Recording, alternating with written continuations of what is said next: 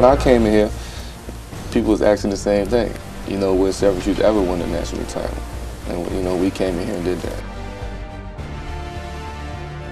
So who scored the final field goal for the Orange in the 2003 title game? It was Billy Edelin with just over 2 minutes left. That turned out to be the game-winning basket as SU hung on to win 81-78. There were so many heroes on that team, guys you forget about, like Billy Edelin, Queth Duaney, Josh Pace, Jeremy McNeil, Craig Forth. It was a very special group that obviously did some very special things. And I think you need that senior leadership of a Forth and a Queth Duaney when you have talented players like Jerry McNamara and obviously Carmelo Anthony. But a very well-balanced team. Coach had a great bench and great win down in New Orleans to kind of get something back that they lost when we lost the game against Indiana. And up until then, the critics said Jim Boeheim couldn't win the big one, but that all changed on April 7, 2003. Lindsay LaCourey now looks back on the season that culminated with Coach Boeheim's crowning achievement.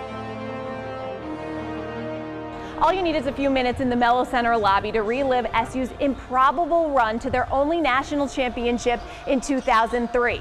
The win over Kansas plays on loop 24/7. National headlines adorn the wall, but the most captivating reminder has to be the national title trophy. However, the 2002-2003 Orangemen, young, inexperienced, and unranked, didn't begin the season destined for such greatness. A season-opening loss to Memphis at Madison Square Garden spoiled the debut of a highly touted kid from Baltimore named Carmelo Anthony. These kind of games early in the year can teach you a little bit. I think our players learned some things, and I think some of our veterans learned that you know, they're going to have to step up if we're going to be effective this year. Following the loss, with only one senior in their starting lineup, SU began to gel, reeling off 11 wins in a row. Led by Anthony and co-freshman phenom Jerry McNamara, SU cracked the top 25 3 games after its Big East schedule began. Syracuse went 13-3 in the conference, coming away co-regular season Big East champs. There is pandemonium at the table right now. But a non-league road win against Michigan State was the true turning point for the Orangemen. At the buzzer, no! And Syracuse holds on to beat Michigan State. We went on the road where their record was, I don't even know what their record was at the time. It was a very physical game. They made 10 threes, and we still found a way to win. That was kind of the turning point to me, where I knew we were good at that point. Now I was thinking we might be really, really good. SU's only loss the rest of the year came against UConn in the Big East tournament. They entered the field of 65 as a 3 seed in the East region. The first 2 rounds saw Cuse beat Manhattan and Oklahoma State at the Fleet Center in Boston.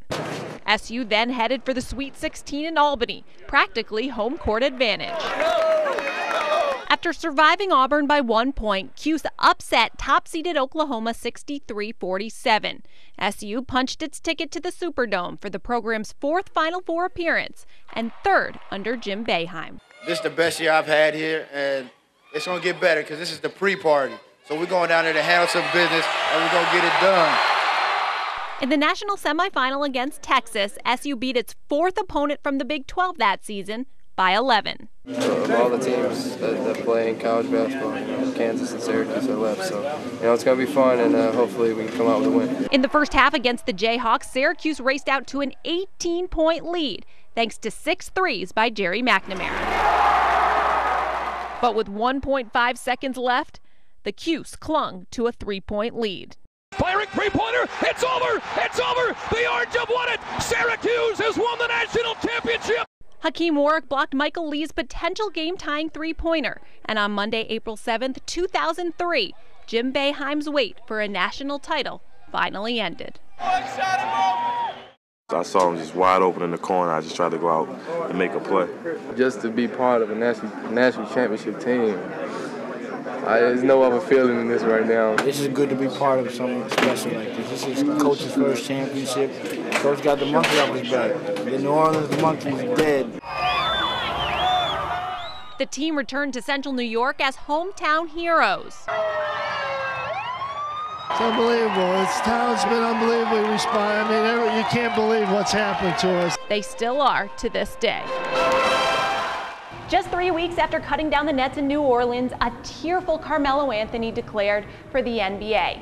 30 of Jim Boeheim's astonishing 900 wins can be credited to his national championship team.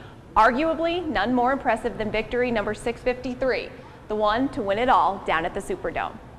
At the Mello Center in Syracuse, I'm Lindsay LaCorey.